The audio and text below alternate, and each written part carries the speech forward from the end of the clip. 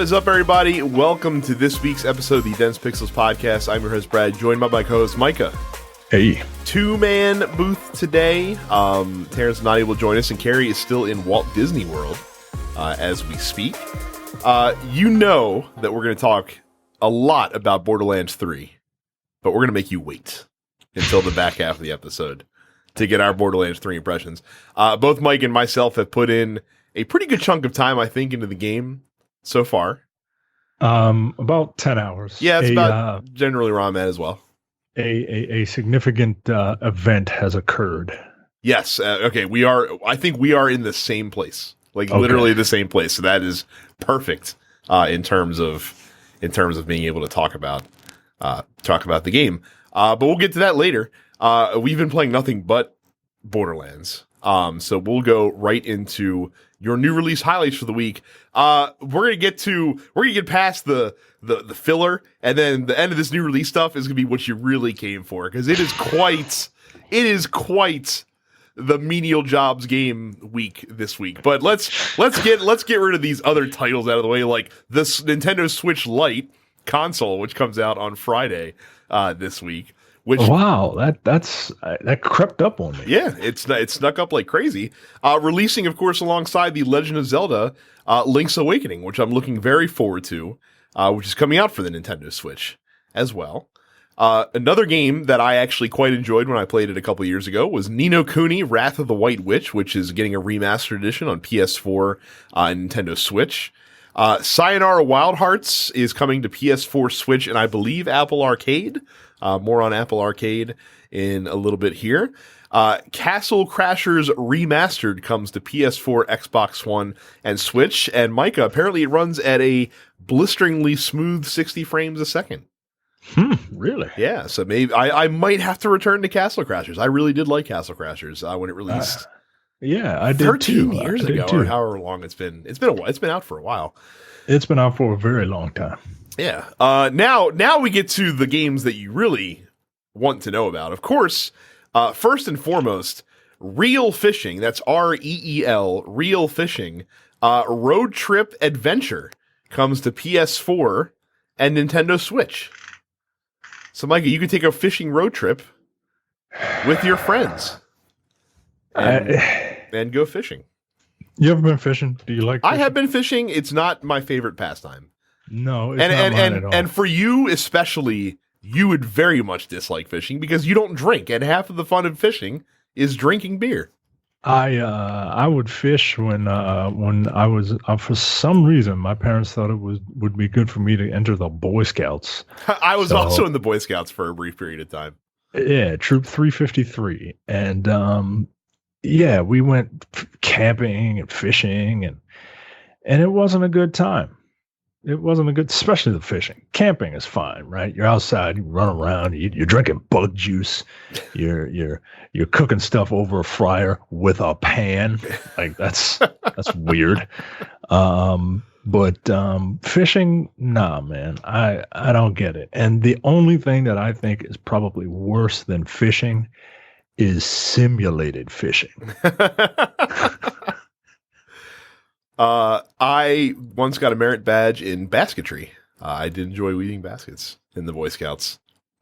Mostly we played Magic the Gathering, though. That's what I did in Boy Scouts mostly, was play Magic. So sounds like I had fun. I had a ragtag group of individuals. One was from across the pond, as they say, and they weren't like the stuffy upper crust British people. They were the fucking Cockney, bloody this, bloody that. You know, I'm like, whoa, dude.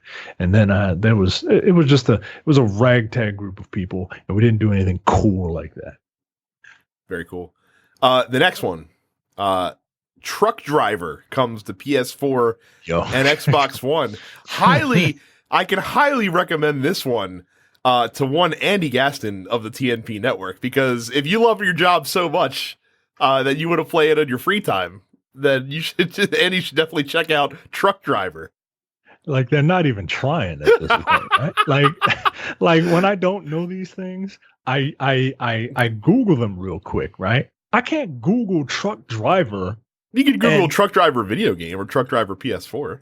Yeah, but I don't have to do that with Real Fishing Road Trip That's Simulator. true. That's true. But you know what? I like that Truck Driver gives you truth in advertising because the game is about driving a truck.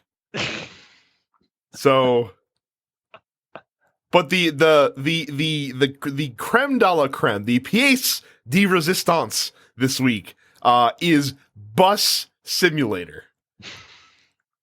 We're back with another simulator game, and if you ever wanted to be a bus driver in a very advanced technological city with a pristine-looking new bus that you would never see anywhere in and around Baltimore, you can check out Bus Simulator on the PlayStation 4 and Xbox One.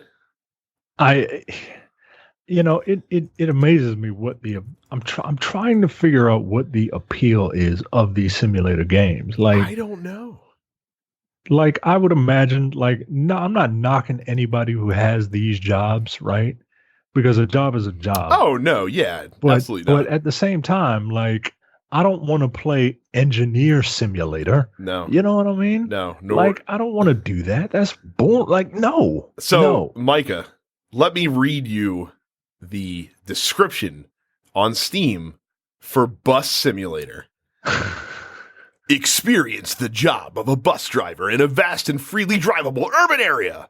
Drive original licensed city buses from the great brands Mercedes-Benz, Setra, MAN, and Iveco Bus. Transport your passengers safely and punctually, either solo and single-player mode or in multiplayer mode. 6 out of 10. What is multiplayer bus simulator? I assume you're all driving buses and you have to compete to manage your route the best? I don't know. Like, if it's like Crazy Taxi, but with buses, all right, I might be able to get behind that. I might have to. Like, it was just a bunch of wacky bus drivers driving all different manner of convertible buses, because why not? Trying to pick people up while the Offspring is playing in the background, then yeah, sure, I can get with that. I can't believe they got the extremely hard to get Iveco license for their buses. I'm beside myself with excitement for Bus Simulator. Oh my god. So yeah, that's coming to consoles finally. Our long torturous wait has finally come to an end. Wow. I'm looking at video of it and I'm just You're amazed. certainly driving a bus. Yep. Yeah, that is exactly what you're doing. You are certainly driving a bus. And you're right. Like, they had an indoor view. It's the most advanced bus I've ever seen. I want to see Baltimore Bus Simulator. Right. Like, wake crackheads asleep on your bus at the end of your route.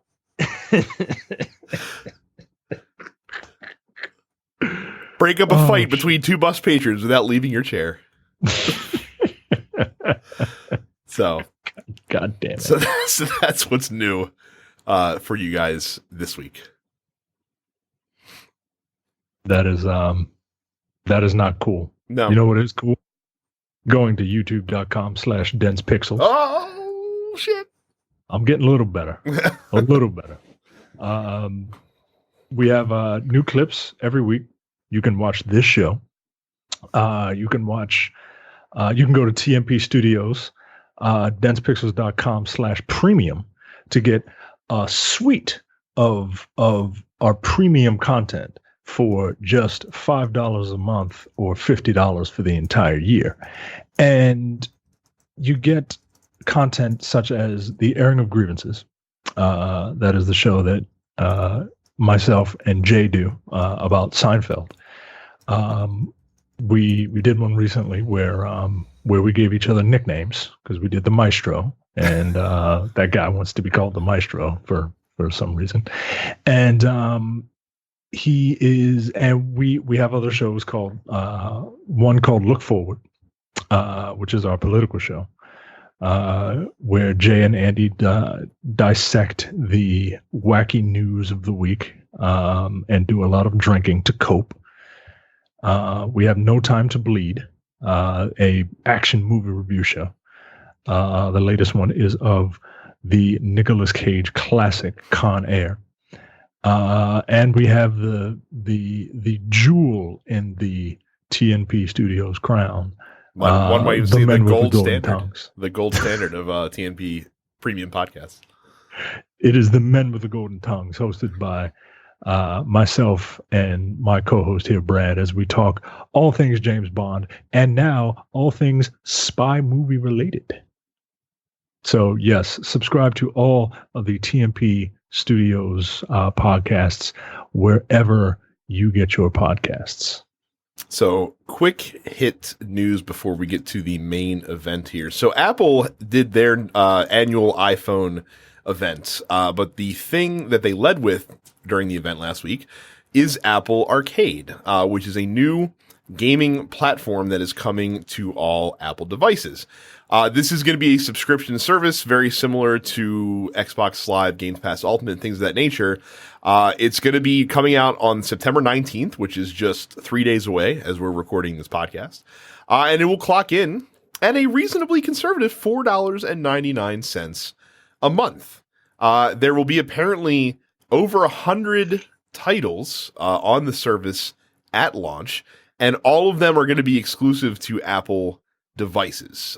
They showed off a new version of Frogger during the presentation. They showed off like an underwater adventure game from Capcom. I don't remember the name of it off the top of my head during the presentation.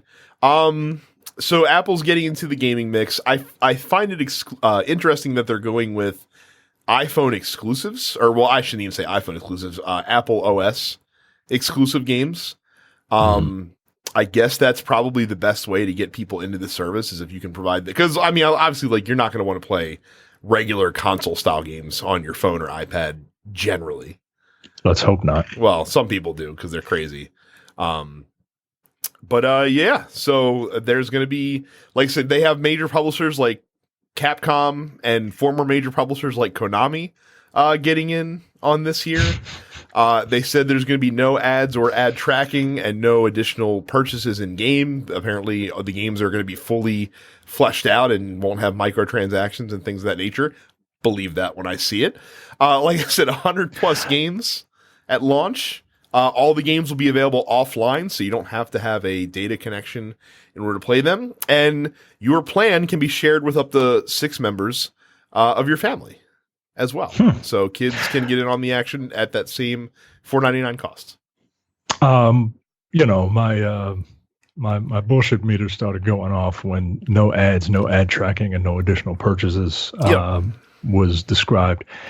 From what I understand, from what I read, they said that, you pay the subscription and then it depends on how many the developers get paid through subscriptions, which doesn't make sense to me. Like, do they get paid per play? Like with Spotify and Apple Music and stuff like that, I think people get residuals for, I think they get a cut and then they get residuals for however many downloads or whatever it gets played. Do you think that's what's going to happen here? It would have to. I can't imagine that you can just give an even split to every developer that's on the service, just because some games obviously have a little bit more investment in them than others do. Like, it's not like everyone's investing the same amount. Like, some games are going to be a little bit broader in scope.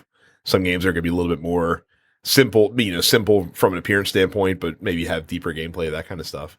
The other thing that I actually find to be a bit of an issue that I didn't even really catch until earlier today, launching with more than 100 games doesn't seem like a great idea. Like, I know we always lament the size of launch libraries for consoles and things like that. And those are only a handful of games.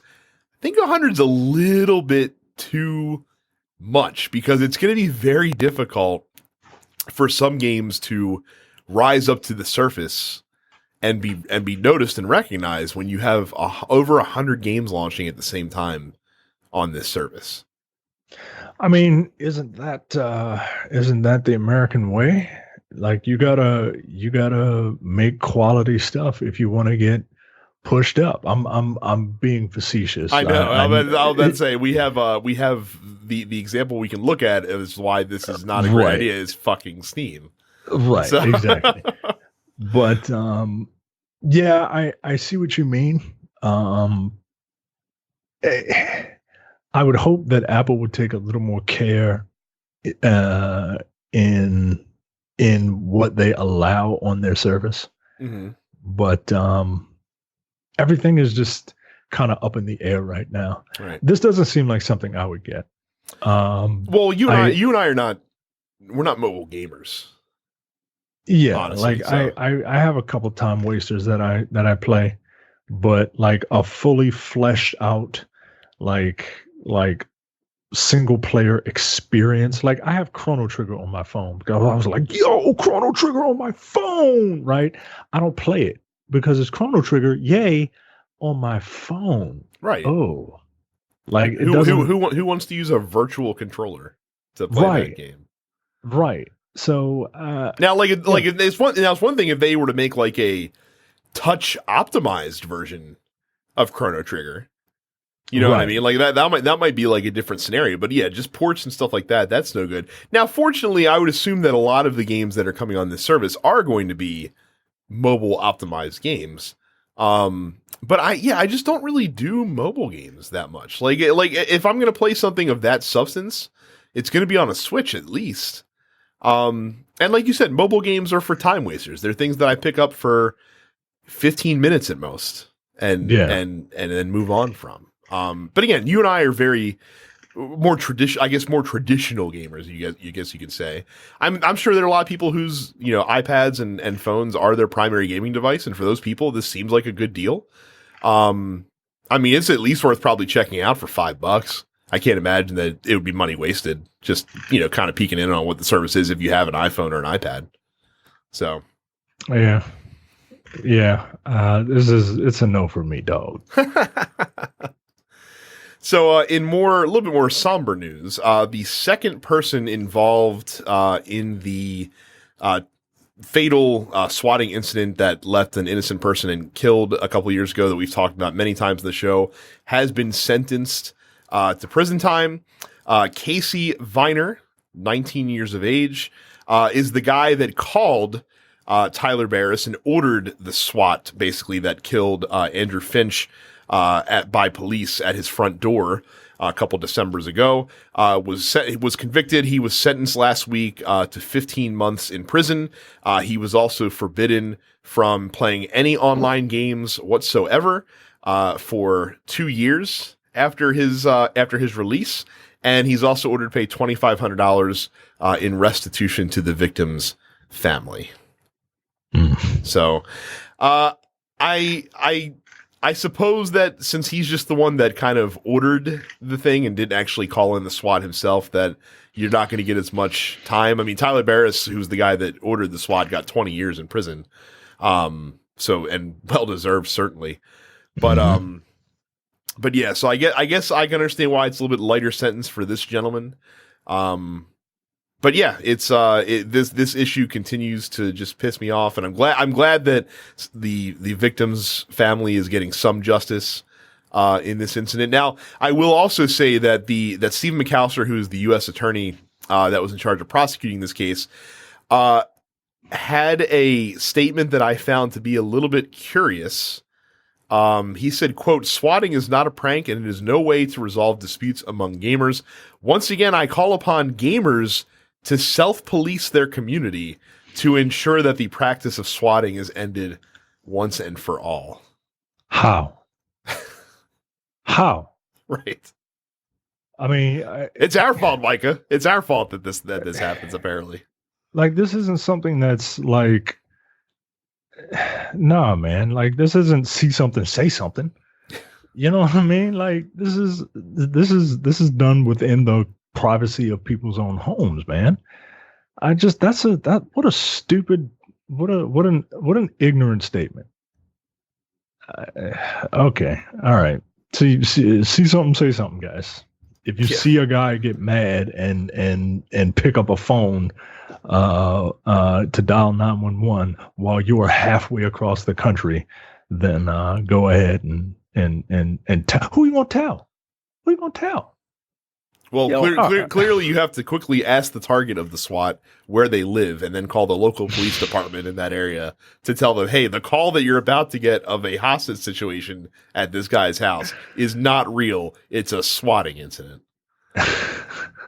So that statement put a little bit of a sour taste in my mouth. But like the discussion around games and gaming in 2019 is still just as ignorant as ever.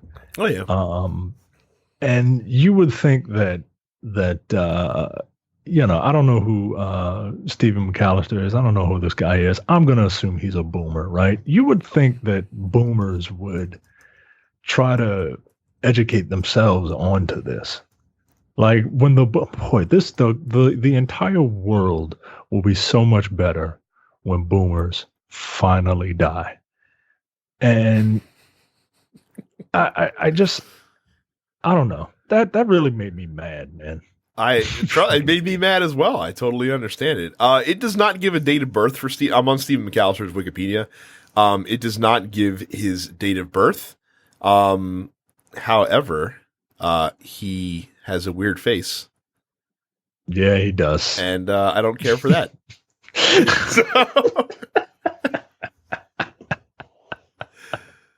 So there you go. Yeah, it's up to the people to try to educate themselves on gaming, and like, for God's sakes, man, like, you got Fortnite, the most popular game in the fucking world. People are winning like goo gobs of money for it, and you would think that would get the boomers to be like, oh, what is this Fortnite, and how can I make money off of it? I don't know. Goo gob is not a word that's in the lexicon as much as it probably should be. Bringing it back. There you go. So Capcom revealed the first details of a new Resident Evil themed multiplayer shooter that they are terming a survival horror escape room of sorts. The game is at least called Project Resistance for now. I'm sure it'll have a different title at some point. So basically, this is Capcom's take on the swath of now one versus many multiplayer games that are out there. So like your Dead by Daylights, your Evolves, your Friday the 13th, so on and so on. Mm-hmm. But what I think is actually quite interesting about this is that you have the 4 players that are survivors that have to cooperate together, but then you have the 5th player who is like, they call him the mastermind, and he can track where the survivors are using like security cameras in the world.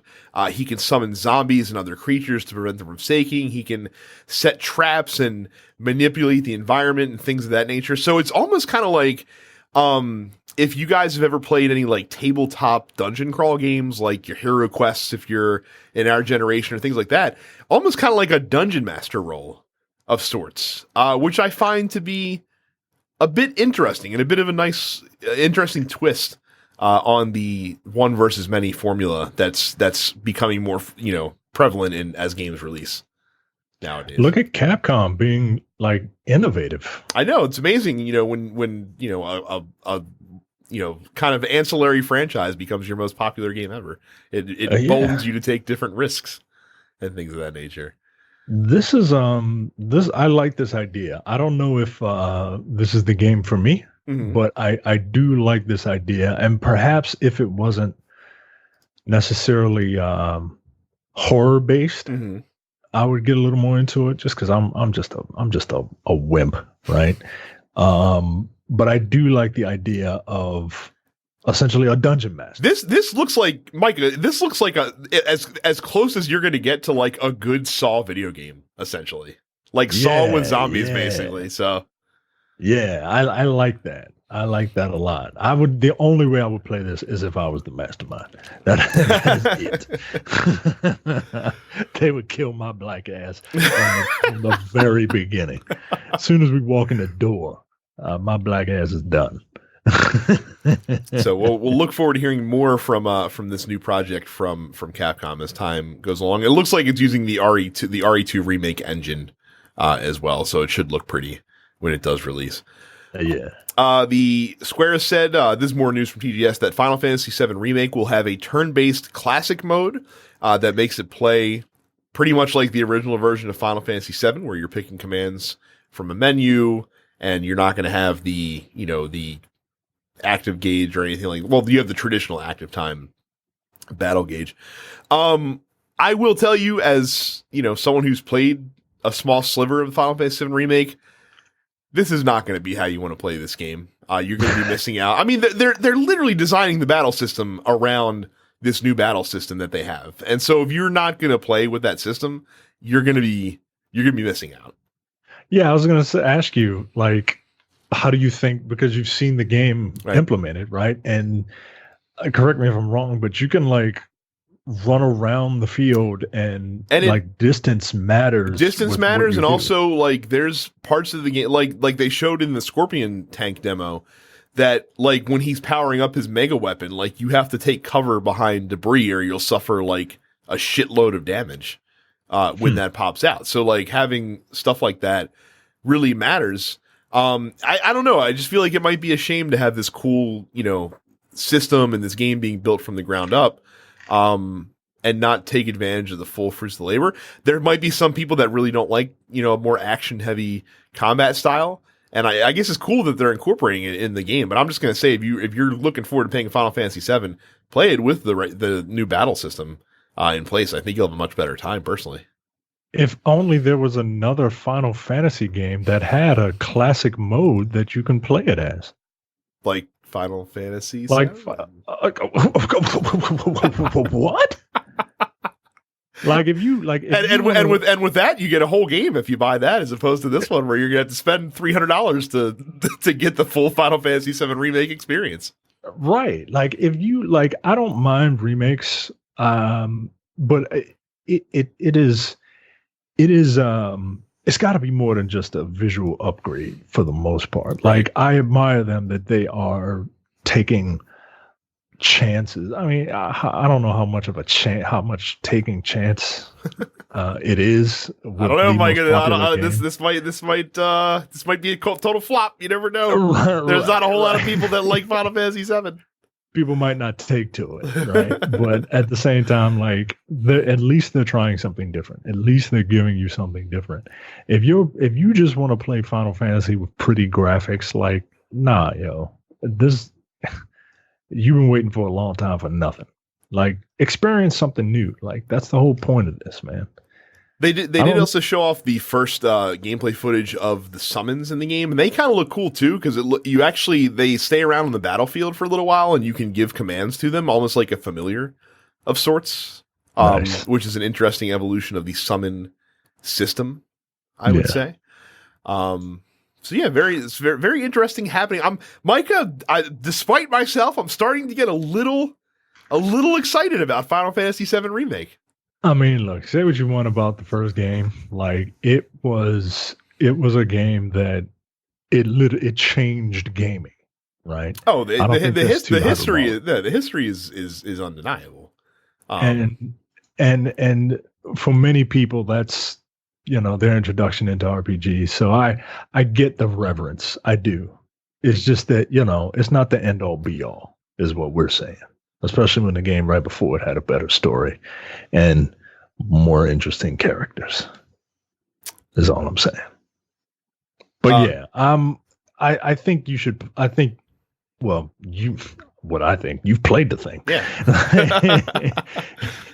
So yeah, the fact that you are getting excited for this means that everyone should probably think about picking it up. Yeah. Like I said, the biggest problem I have with that is going to be the window that it releases in, because it's coming out, I think, like 6 weeks before Cyberpunk 2077. Oh, and it also comes out like 2 weeks before Watch Dogs Legion. Guess what's getting pushed to the side.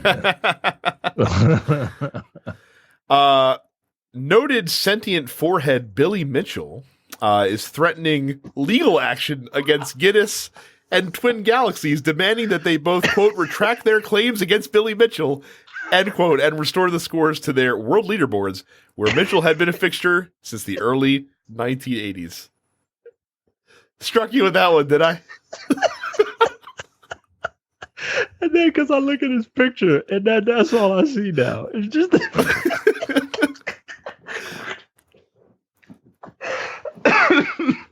Oh shit.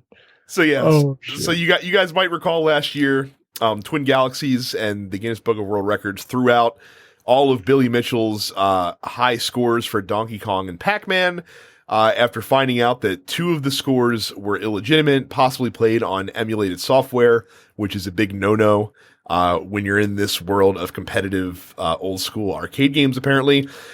But Billy Mitchell saying that's bullshit. He's alleging in this letter that Twin Galaxies, quote, did not provide Billy Mitchell fair opportunity to provide evidence to prove his innocence, and that specific evidence was accepted while evidence of equal stature was rejected.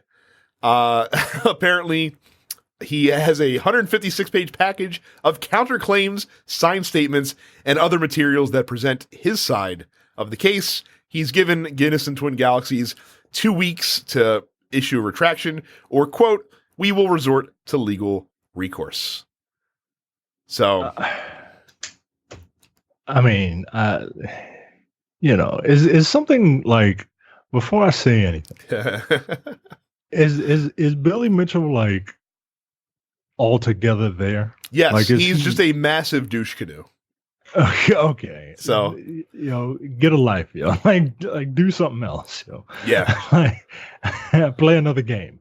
I mean, I just don't get it. I just don't get it. Micah, this is his life's work. This is his reputation. He can't just allow it to go. Otherwise, he would just be a fledgling hot sauce mogul if it wasn't for these high scores. Like, this is his white whale, right? And he got the white whale, and then but he cheated to get the white whale, and now he's like, nah, but I didn't cheat to get the white whale, and now you like, nah, like, just what a dick, what a dickhead, a sentient forehead dickhead. Look, my good life advice for all you kids out there: always be wary of anyone that wears American flag printed clothing every single day of the week. That's all I'm saying. Mm-hmm. That's all I'm saying. Be wary of those people. Yeah, you ain't lying either. Goodness gracious. So yeah, finally, in 9 words that I never thought would be combined in the same sentence together in my entire lifetime, KFC has created a Colonel Sanders dating sim game. I Love You, Colonel Sanders, a finger-licking good dating simulator, popped up on Steam last week as coming soon. A KFC representative told Polygon, who's reporting the story, the game will be available for free on Steam September 24th. Quote, from the same people who brought you the bucket of chicken comes the world's first Colonel Sanders dating simulator, says the description on the game. Yeah. I don't know what to say. I Love You, Colonel Sanders, a finger-licking good dating simulator will put players in control of a, quote, promising culinary student who's studying alongside a young Colonel Sanders while looking for love, but you've got to make it through culinary school too. If you're lucky, Colonel Sanders might even take you on as a business partner. One of the characters is a dog. Yo. Who is also a professor at the culinary school. Who is making this game, right? Because this got Japan written all over it. You would think that it would. Developer PSYOP. Wow. You can literally make a game out of anything, guys. Yeah. And they do have a very anime looking Colonel Sanders character model in the game as well. And it's not like old man Colonel Sanders. It's like an anime version of Dolph Ziggler when he was playing Colonel Sanders. It's wild, man. This is amazing. What is this? Who is this for? Everyone, Micah. This is for everyone. The incredible Venn diagram crossover that occurs between people that like dating sim games and people that like fried chicken. That's who this is for. And like, I don't even like KFC. Like, I just like the herbs and spices. The chicken is subpar to me, but wow. I mean, are we getting are we going to get like more fast food dating sim games? I feel like KFC was like looking at the Arby's Twitter, the Arby's social media manager, and they're like, what can we do to one up this guy? This guy does amazing work on social media. He's single-handedly raising the reputation of Arby's, who makes shitty food but has dank memes. How can we possibly exceed this? And so they came up with I Love You, Colonel Sanders, a finger-licking good dating simulator. Rest assured, by the way, whenever I speak of this game, I'm reading the full title out. Because you have to.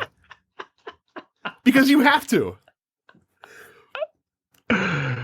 Oh my God, dude. This is incredible. I was gobsmacked when I saw this news pop up last week. And of course, it popped up the day after we recorded.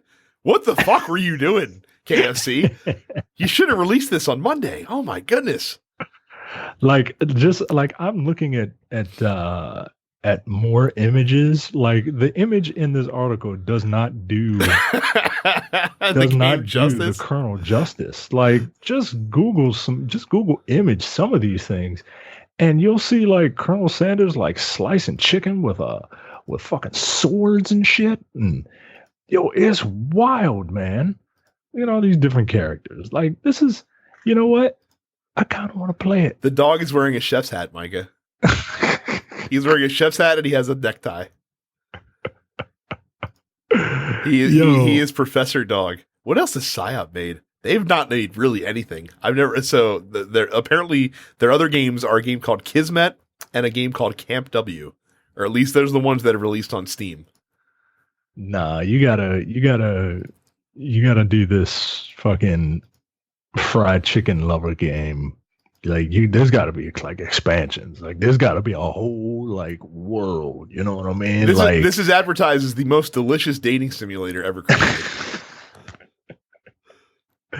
And before anybody says anything, no, I don't have a problem with this in terms of advertisement and gaming, because look, it's creative. It's creative. It is. The story surrounds the advertisement, right? Like, it's not just like, hey, here's a bunch of bro dogs in a fantasy world with monsters and flying cars, and they're just eating cup noodles. This quest brought to you by Cup Noodles. Like, nah, yo. Like, if it was a Cup Noodles Final Fantasy game, then maybe. Like, this is a KFC Bishojo like dating simulator game. But yo, this is blowing my mind, man. Like, this one image of Colonel Sanders just fucking doing a sword swipe and cutting like chicken into fours is just amazing. This is fucking hilarious. This is the most wow. Like look at the intensity. There's lightning in the background as he's chopping up lettuce. First of all, lettuce has never been in a KFC ever. Ever. When the fuck has romaine lettuce been in anybody's KFC? Get out of here. Second of all, this is the most epic ass shot of Chef Colonel Sanders cutting up some goddamn romaine. Wow. Yeah, I'm amazed. What a time to be alive. So that's it. That's it for news. That is it for news. Listen, you go there anyway for all of your shopping needs. But what I'm going to need you to do is tack a www.densepixels.com/Amazon. Do that when you want to go to Amazon, because it helps us out, right? We get about 4 to 5 cents on the dollar, right? Full disclosure, right? We get paid every time you do this. But it helps us out. And it's a small thing, but it's a thing that helps us out. Let's go to Amazon and type in KF. Let's go to www.densepixels.com/Amazon and type in KFC. And what do we have here? You can get yourself a Funko Pop KFC Colonel Sanders. You can. So if you really, really have a crush on Colonel Sanders, go to www.densepixels.com/Amazon and get yourself a KFC Secret Recipes book. or any manner of thing. The bigger, the better. They That's they have www. various Colonel Sanders wig and beard sets that you can pick up as well. Yeah, if you actually want to get your if you want to take it out of a simulator into the real thing, go to www.densepixels.com/Amazon. So, moving on to the main topic of the week, Borderlands 3 came out. Mike and I, of course, got it right away, playing it from Jump Street. We've put in about 10 hours so far. We are about 10 chapters into the main story. We are still doing copious amounts of side quests. But let's talk about Borderlands 3 and how much fucking fun I'm having running around murdering people in this game. So let's just get this out of the way. Borderlands 3, everyone has said it and everyone is right. Borderlands 3 is more Borderlands, right? Like they do the good things about Borderlands, about the Borderlands franchise have been perfected, and the bad things about the Borderlands franchise are still there, right? For some of them are. Some of them are. Yeah. Pacing for me is an issue. It takes a minute to get into a Borderlands game before you and I always hated the slow pace of getting the game going. There's still a couple of NPCs that sometimes they just don't want to do what they're supposed to do, and it's frustrating when you have to follow them and they start to act funny. Like I've had to log out and then log back in. And look, the humor is, take it or leave it. Like if when did Borderlands 2 come out? 2012 is when that released. 2012. And if your humor is still, if you haven't evolved, if you still find that stuff funny, you're gonna find this funny. I don't particularly find the twins very interesting. But yeah, they're probably. I feel like that they could be interesting, but I feel like they'd be more interesting if they were more menacing.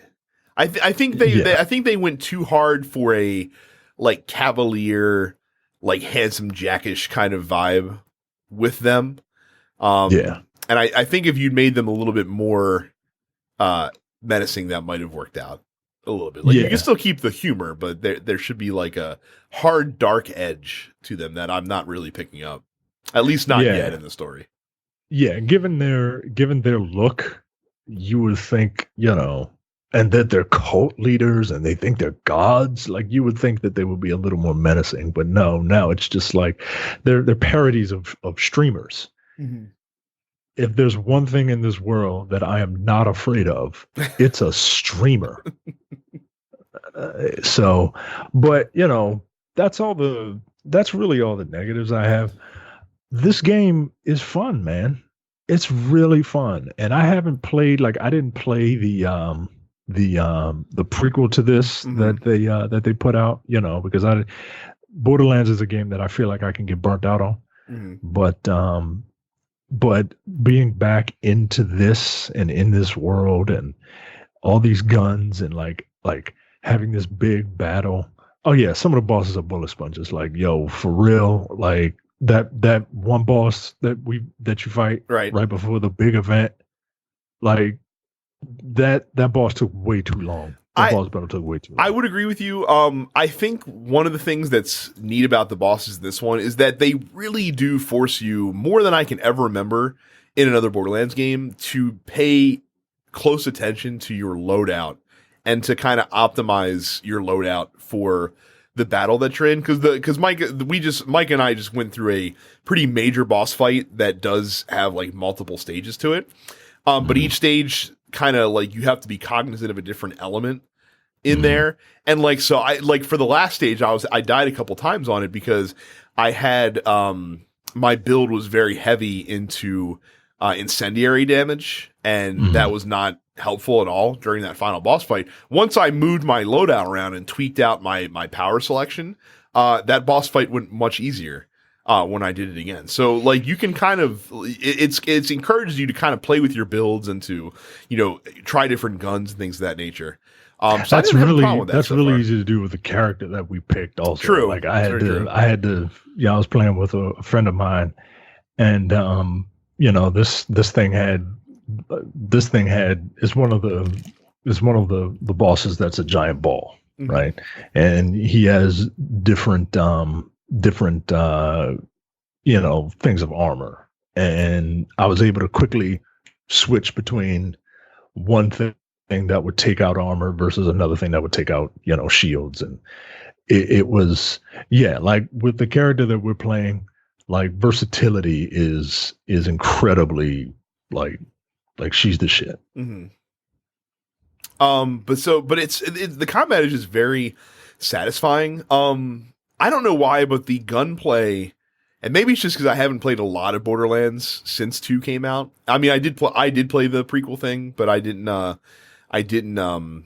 play a whole lot. I just ran through the campaign of it. I don't know. The gunplay just feels much more crisp in this one for whatever reason. I feel like the differences in the weapons, especially now that they have these like new alt fire modes and special abilities that differ from manufacturer to manufacturer, really stand out. Like a Jacob's weapon feels very different from a Tediore weapon, feels very different from a Hyperion weapon, and things of that nature. So that's been interesting, getting to play with those different builds.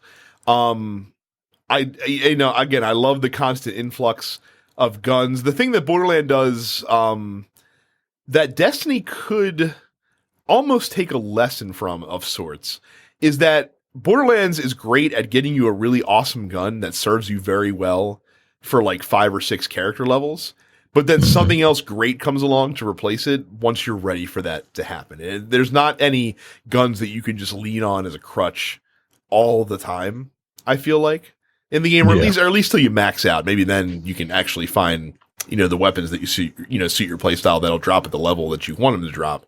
But I've been really enjoying like switching around different weapons, messing around with different archetypes, different manufacturers. The anointed weapons, I think, are new to this game as well. So there's some special weapons that give you a bonus ability if you equip them on a specific character using a specific action skill, which is pretty fucking sweet, especially if you can find one that caters to your character that you happen to be using as well.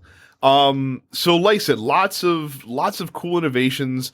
I do appreciate the quality of life stuff that they did. That, like, the fast traveling in this game is some of my favorite fast traveling in any game ever. Because basically, like, your vehicle, if you're in a vehicle area, is a roaming fast travel point that you can instantly snap back and forth to. And the only time you instant. The only time you get a loading screen is when you're transitioning to a new zone of the world, basically. Which is pretty nifty as well. Like you mentioned, the humor, there's part of me that can still get down with this humor. I am delighted that the side quests are surprising me a little bit. Like, there's one side quest that you go to this laboratory that had these abandoned experiments, and you're talking to this guy behind a locked door, and like he's like giving you instructions, and when you finally let him out, it is not a guy, but it is rather one of the enemies in the game with a dude's brain basically transported in his body, which catches you off guard. Things of that That's nature. funny. Yeah, and like I said, the side missions have been the fun of the game basically so far, because they really get wacky in some of the ones that they do. Yeah. Some of them are really long. They can be. Some of the side missions. Yeah, I was like, that Killavolt side mission. I'm like, yo, this is a lot just to fight Killavolt and get my ass kicked. I had to get help to beat that motherfucker. Oh, I died a couple of times on him. Yeah, I wasn't ready. But when I'm talking about the humor, I'm talking about, like, there's a lot of like, yeah, let's go kick its ass. Yeah, dick brains and yeah, you're a butthead. I was like, all right. Like, what happened to being like when the game is clever, that's when it's firing on all cylinders. And when it's just saying, like, hey, dick bag, like, all right. Just calm down. But part of that is me being old. But yeah, look, back to the game. The fact that you can equip different action skills from different trees, like, you're not locked into one tree and then having, it's the flexibility, it feels great. It feels like you can really make a very unique character. Like it feels like I want to run two Amaras depending on how I want to play. But I don't, I don't. But you can respect, Right, so, you can respec it out. you know. But yeah, man, like I'm digging it, man, and I want to try the other characters, but it's like that thing with Destiny, man. Like I don't want to start from zero again. Right. Well, and the cool thing about that is, so like my plan with my other characters that I make in this game is not going to necessarily be to run the campaign solo. Like those characters, I'll just jump into online games with and just do it that way. And just have some fun just blasting through with other people. Because again, the cooperative mode in the game is nice, having the level balancing and the self-instancing loot so that people don't have to fight over the same shit all the time. But yeah, it's been tremendous fun. The areas are a little bit more varied, which is nice because you're not just on Pandora in this one anymore. And I know Borderlands 2 had some more varied areas in it as well, even though you were on the same planet. But this one, I don't know, they just feel different for some reason, more so than they did in the first two games for sure, and definitely more than one. Like one, fucking felt the same. I did notice they put an outer space or like an asteroid level just so that they can get the jump physics that were in pre-sequel the entire time. Yeah. But yeah, it's been really cool so far. Both you and I, being old Mass Effect heads, I'm sure like the concept of having a ship that you can go to and run around in and stuff like that too. And I think they did a pretty good job with that, having different areas, that you would normally find in such things. Yeah, it's hard to talk with a lot of like, groundbreaking newness because like you said up front, it is more Borderlands, but that's also not a knock on the game either. Yeah, this game is exactly what it set out to be. And it accomplished that. And in terms of, I think people might be more, I don't know if people are more impressed or less impressed given the time, the 7 years or so that have been between games, right? Because if this game came out 4 years ago, would people be impressed versus, it came out now and it is how you remember it. Mm-hmm. So I don't know, but the characters speak more. Yeah, that's also a welcome introduction to the game. It gives them a little bit more personality. Yeah.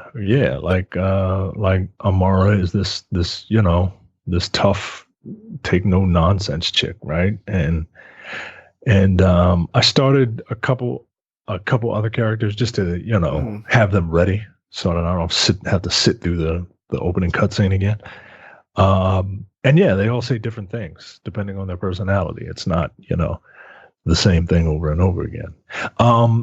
Who would you play as next? Who interests you next? And how are you playing Amara? So, well, I'll start with the second question first. We can talk about Siren builds in the game. So when I've never played a Siren in a Borderlands game before, I've always used what essentially is like the operative or the rogue or, the ranger character.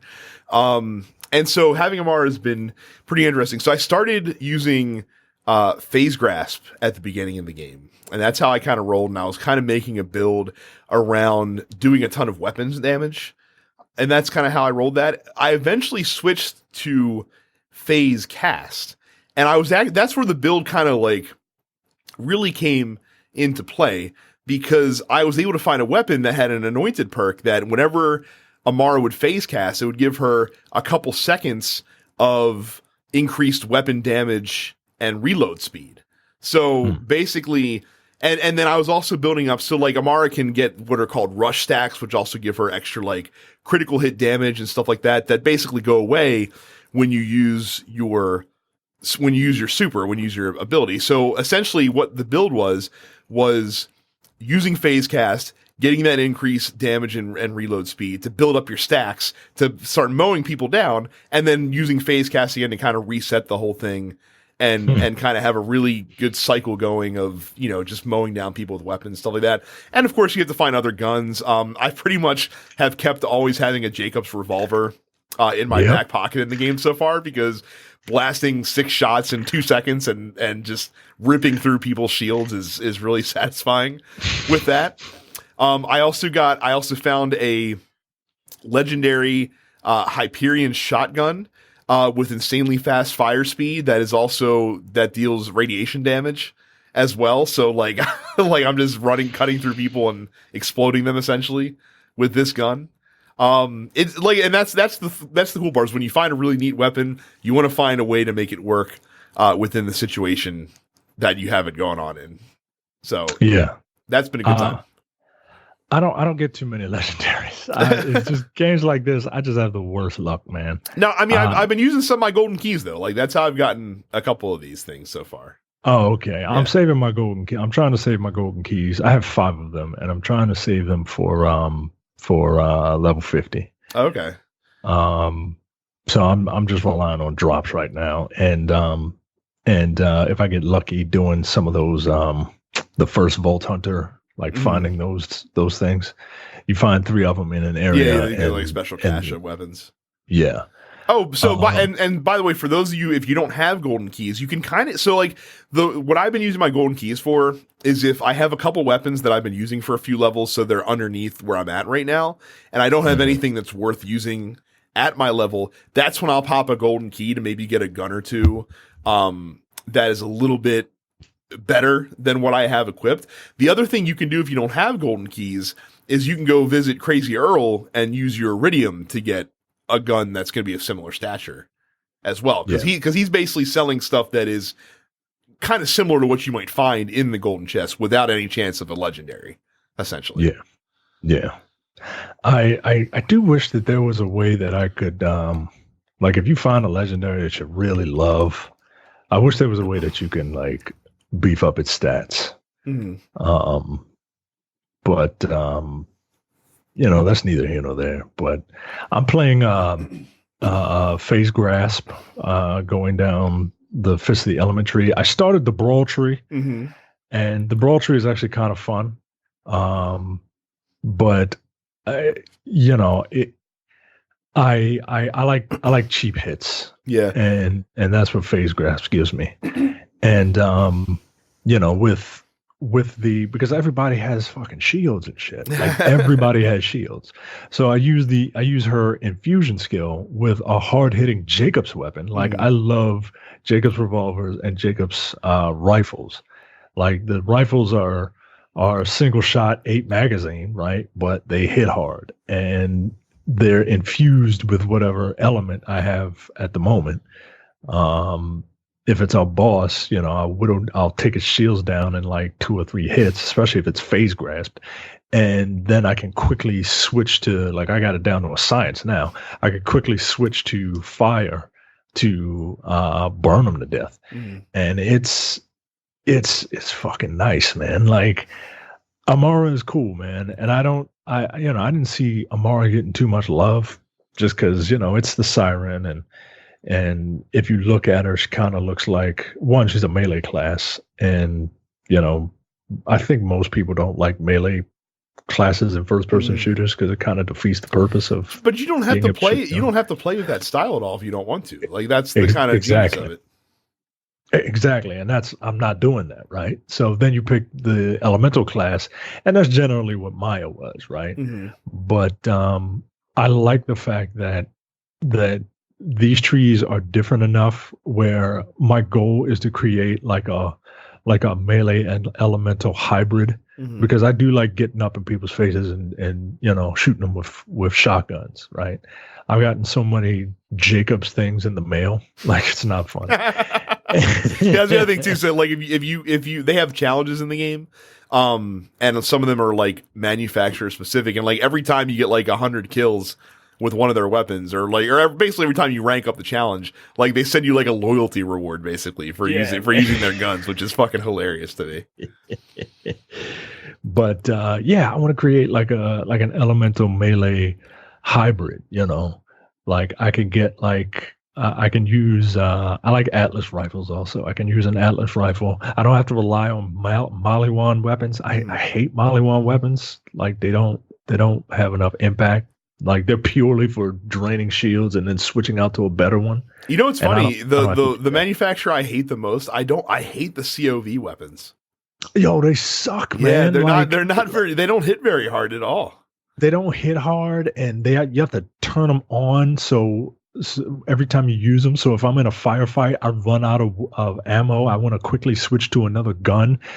I got to go through the switching animation, and then I got to hit the prime button to turn the thing on. And they suck, man. Yeah, their whole thing is you don't have to reload them. The problem that I have with them is I tend to run out of ammunition with them faster than I do with another gun, because you can just sit there and just fucking hold the trigger down. You don't realize how many bullets you're using.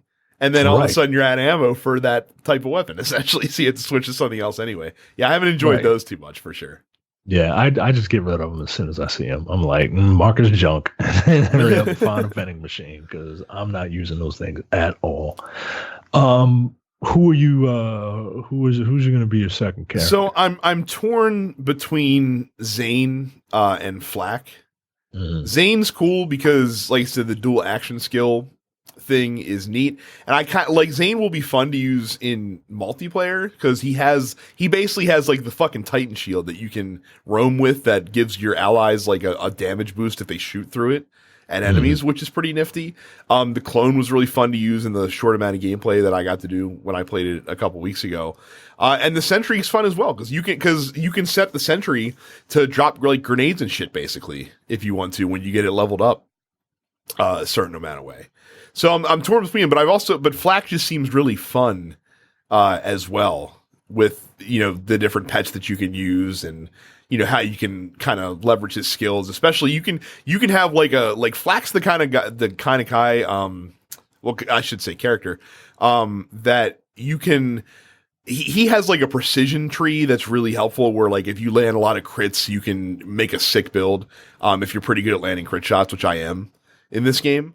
So I'm not sure which one I'm going to use next, but I'm probably going to start one of those up pretty soon. I think. I'll probably end up going Flak. I'm interested in Mose just because sometimes I just want to blow shit up. and one of her trees is called Demolition Woman, which is I'm assuming is a take on Demolition Man. And for that very reason and that reason alone, I feel like I have to play as her.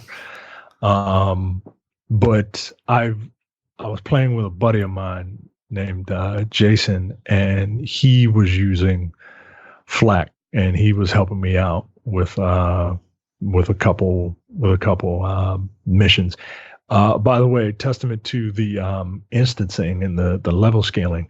He was like 4 or 5 levels higher than me, and I invited him to my game, and he was getting downed a couple times. Yeah. So it works.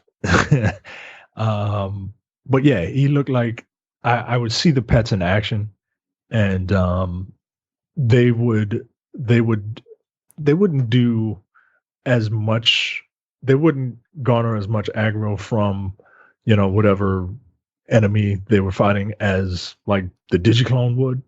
But it is something. You know what I mean? Oh, but by the way, speaking of which, to those of you out there that are going to play this, don't go too side mission crazy while you're making your way through the campaign, because it only really resets the level balance when you clear like a major story milestone, essentially, like when you end a chapter and start a new chapter. So if you're the type to do like a shitload of side missions before you move on to the next part of the campaign, it's going to be really easy for you to just kind of mow your way through the campaign levels. In some ways, unless you want it to be easy, then yeah, go nuts on the side missions as much as you want.